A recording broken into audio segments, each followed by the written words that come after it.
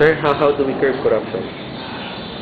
First, like I said, any anti-corruption drive is contingent on the removal of the president, because the president implements the anti-corruption drive, and you can't do that if the president is corrupt.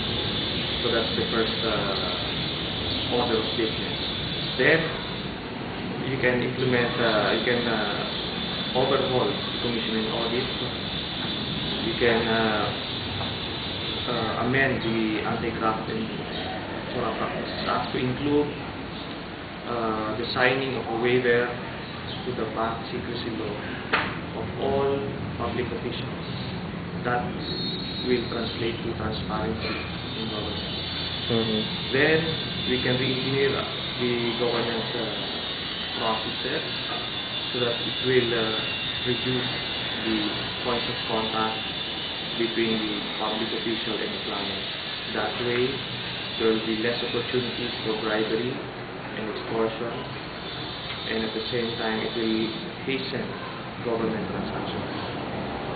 Also, the President can institute a policy of performance audit among all heads of agencies.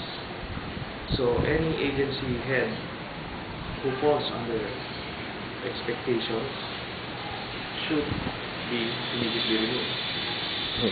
Sir, you mentioned about taking out the corrupt leader. How do you intend to do that if you're elected to the Senate?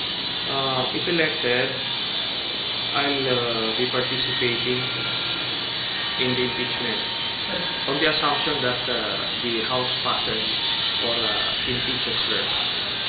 Then I'll be participating in the impeachment court